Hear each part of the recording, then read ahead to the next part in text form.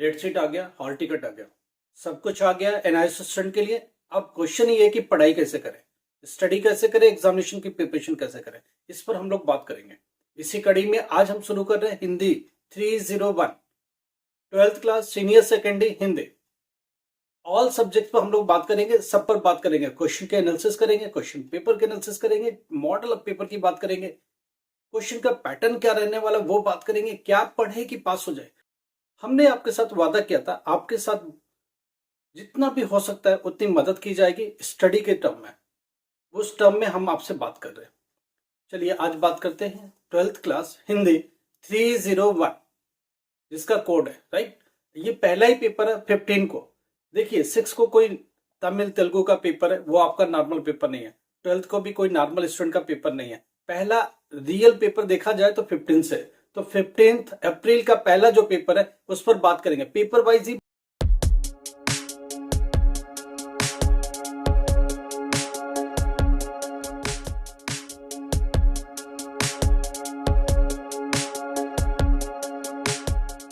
नमस्कार, आदाब, सत श्री अकाल। Myself Ahmed sir, education @Ahmed sir.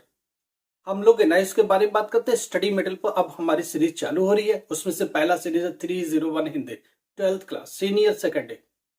चलिए बात करते हैं। इसमें क्या होगा, 1 to 20 तक स्टेट एमसीक्यू क्वेश्चन हो गए। 1 to 20 स्टूडेंट कह रहा है कि आप 50% होगा, वो 50% देखने का नजरिया अलग है। सीधा समझो, 1 to 20 एमसीक्यूज होंगे सीधा, ठीक है। 1 to 20 क्वेश्चन सीधा होंगे, एक एक मार्क्स के, ठीक है, एमसीक्यूज के। अब बात आ रही है उसके आगे क्या क्या उसके बाद 21 नंबर का क्वेश्चन होगा। वो कैसे होगा, उसमें 3 होंगे, एक एक मार्क्स के 3 होंगे। तो 21 में 3 1 वर्ड आंसर है। ये क्या है, 1 वर्ड आंसर है। तो ऑब्वियसली ये एमसीक्यू की तरह ही ट्रीट करो इसको, ऑप्शन तो नहीं होगा राइट। कुछ क्वेश्चन लिखा होगा, उसी में एक एक मार्क्स के क्वेश्चन दिए जाएंगे राइट। जैसे कुछ विलोम लिख लो, अनुलोम लिख लो, ऐसा करके क्वेश्चन है। एग्जैक्टली 1 वर्ड ही आपको लिखना पड़ेगा। देखिए तो 21 कितने का होगा, एक एक मार्क्स के 3 क्वेश्चन, 3 मार्क्स यहां से मिलेंगे। फिर आते हैं 22 पर। 22 नंबर क्वेश्चन में क्या होगा, ये भी होगा 1 मार्क्स के क्वेश्चन 3 होगा, 1 वर्ड ही लिखने होंगे। तो एमसीक्यू की तरह 1 वर्ड का जो आंसर होता है एग्जैक्टली वैसा ही है। तो इसको भी एमसीक्यू की तरह ट्रीट कर रहे हैं, मगर ये एमसीक्यूज नहीं है, ध्यान रखना। तो 3 मार्क्स मिलेंगे 22 से। फिर 23 में क्या होगा, 23 में क्या होगा, एक गद्य दे दिया पूरा का पूरा राइट। उसमें से 7 क्वेश्चंस दे दिए, एक एक मार्क्स के 7 क्वेश्चंस। एक एक लाइन लिखने, हार्डली एक लाइन या छोटा सा मीनिंग लिखना है, ठीक है, या इसका मतलब क्या है, इसका मतलब क्या है, ठीक है। ऐसे करके मीनिंग्स हो गए। 1 वर्ड या ज्यादा से ज्यादा एक लाइन लिखना होगा, इससे ज्यादा नहीं लिखना। तो 23 कितना हो गया, 7 मार्क्स का, 1 मार्क्स के 7 क्वेश्चन। आगे चलते हैं 24 नंबर क्वेश्चन। एक गद्य से हो गया तो एक पद्य से भी आएगा, पोएट्री से भी आएगा, ऑब्वियस है। 24 कितना होगा, 7 मार्क्स का, 1 मार्क्स के 7 क्वेश्चन राइट। तो आपके कितने हो गए, 7 मार्क्स 24 से। अब आते हैं 25 नंबर क्वेश्चन होगा क्या, 10 मार्क्स होंगे, 1 मार्क्स के क्वेश्चन 10 होंगे। तो ये सब ट्रीट कैसे हो रहा है, लगेगा कि एमसीक्यू की तरह 1 वर्ड आंसर लिखना है या छोटा सा वर्ड लिखना है। तो एग्जैक्टली एमसीक्यू की तरह ट्रीट करो इसको। 1 into 10 क्वेश्चन होंगे। इसमें क्या है, विलोम लिखो, संधि विच्छेद लिखो। एक वर्ड दिया जाएगा, इसका संधि विच्छेद कर दो। एक वर्ड दिया जाएगा, इसका विलोम लिख दो राइट। ऐसे करके 10 क्वेश्चन। तो अभी तक एमसीक्यू और ये सब 1 वर्ड के क्वेश्चन, कुल मिला के 50 नंबर के क्वेश्चन यही होता है। हिंदी का टोटल पेपर 100 का होता है। 100 में से एग्जामिन होगा, अगर आपका टीएमए नहीं है तो। टीएमए किसका नहीं होता है, जो लेटरल एंट्री मारते हैं, जो टीओसी के थ्रू आते हैं, जो फेल होके दूसरे बोर्डों से आए, इनका पेपर 100 का होता है राइट। अब जिन्होंने टीएमए दिया तो ये 100 का पेपर सिस्टम ऑटोमेटिक 80 में से कन्वर्ट कर देगा। समझ में आ रही है बात, सीधा 80 में से कन्वर्ट, क्योंकि 20 नंबर का इंटरनल मार्क्स टीएमए आ जाएगा सामने राइट। अब 50 नंबर का क्वेश्चन तो यहाँ डिस्कस हो गया, या तो एमसीक्यूज है, या तो 1 वर्ड का आंसर है, या एग्जैक्टली हार्डली 1 से 2 वर्ड में आंसर आ जाना चाहिए, वो वाले क्वेश्चन है। अब हम लोग बात करते हैं 26 नंबर क्वेश्चन क्या है। ये काव्यांश की व्याख्या, एक काव्य दे दिया, एक पोएट्री का पार्ट दे दिया, अब बोला इसको व्याख्या करो। कितने मार्क्स का क्वेश्चन है, 4 मार्क्स का। 26 नंबर का क्वेश्चन 4 मार्क्स का। उसके बाद 27 नंबर का क्वेश्चन, 50 से 60 वर्ड लिखने हैं, 2 क्वेश्चन आएंगे। 3 + 3 = 6 3 + 3 = 6, 27 मार्क 27 नंबर का क्वेश्चन 6 मार्क्स का होगा। 3 के 2 क्वेश्चन हो गए, राइट। अब इसमें क्या, कोई दोहा दे दिया, व्याख्या करो इसकी, ठीक है। इसमें 50 से 60 वर्ड लिखना मैंडेटरी है, मतलब एक्सप्लेन करो ठीक से। आगे चलते हैं। 28 नंबर का क्वेश्चन, 28 मार्क, 28 नंबर पर आने वाला क्वेश्चन, ठीक है। उसका क्या कहानी है, काव्यांश है, एक काव्य दे दिया, उसका काव्यांश के बेस पर क्वेश्चन आंसर दे देगा। एक काव्य का पार्ट दे दिया, पोएट का पार्ट दे दिया, ठीक है। नीचे आगे उनके उसमें क्वेश्चन बना दिया। इसमें क्या, काव्यांश के ऊपर क्वेश्चन आंसर है।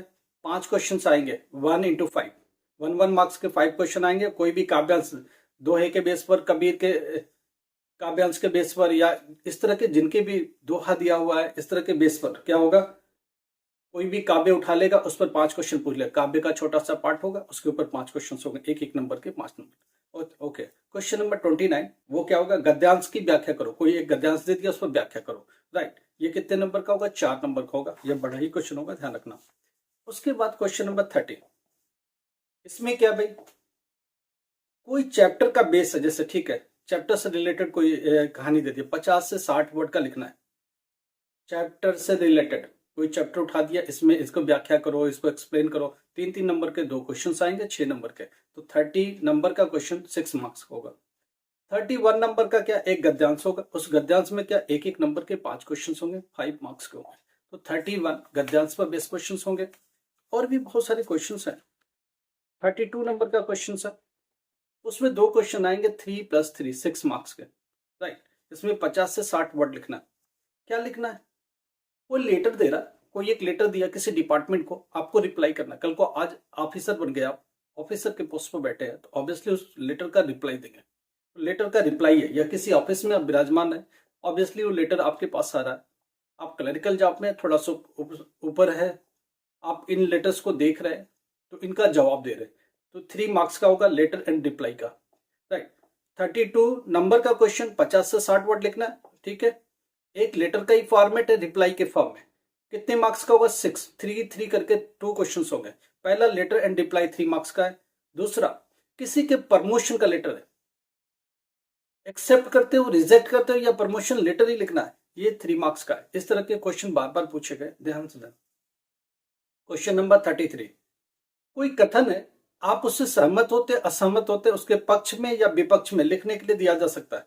तो वो क्या, और उस एग्जाम्पल के साथ आपके अपनी तर्क होनी चाहिए, आपके अपनी फॉर्मेट होनी चाहिए। आप उससे सहमत करते हो तो उसकी बातें होनी चाहिए। तो कितने होगा, कथन के पक्ष में लिखना या विपक्ष में लिखना, तो 3 + 3 करके 2 क्वेश्चन होंगे। कितने मार्क्स के, 6 मार्क्स के, विद एग्जाम्पल लिखना पड़ेगा, आप ध्यान रखिएगा। क्वेश्चन नंबर 34 पर आते हैं, कम्युनिकेशन मीडियम। एक बात बताओ, मीडियम, कम्युनिकेशन का जितना भी मीडिया है, वो एक ब्रिज का काम करता है। गवर्नमेंट को, पब्लिक को कुछ कहना, न्यूज मीडिया में आ जाएगा, प्रिंट मीडिया में आ जाएगा, सोशल मीडिया में आ जाएगा। तो कम्युनिकेशन मीडियम जो है, एक ब्रिज का काम करता है। इसको आपको डिटेल लिखना है, किस फॉर्म में लिखना है, इसका एग्जाम्पल के साथ आप लिखिए। कितने मार्क्स का, 4 मार्क्स का, ठीक है। इसी का 34 हो गया, ठीक है। 4 मार्क कम्युनिकेशन आ गया।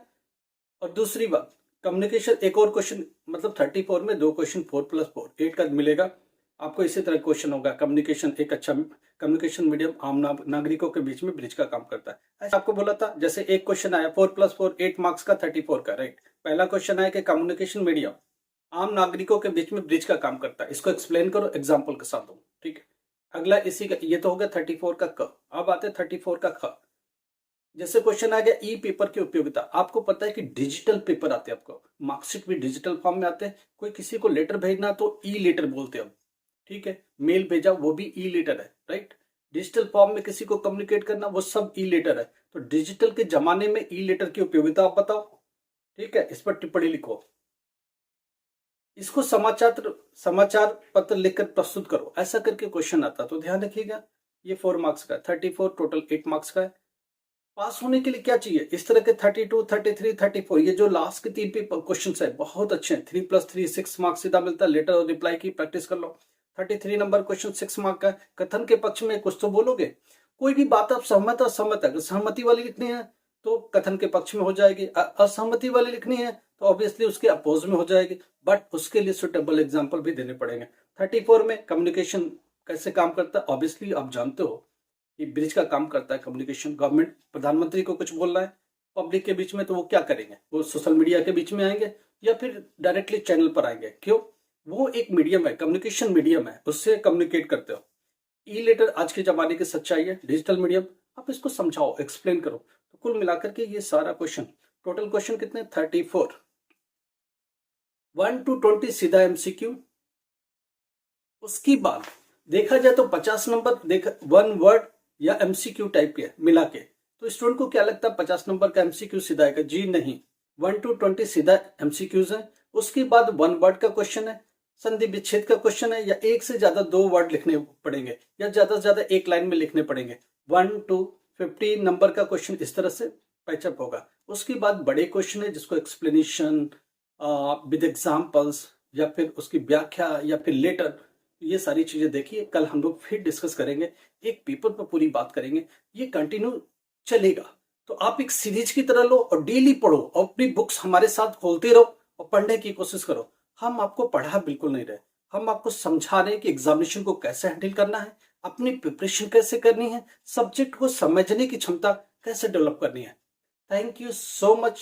लाइक करो, सब्सक्राइब करो, शेयर करो। Thank you.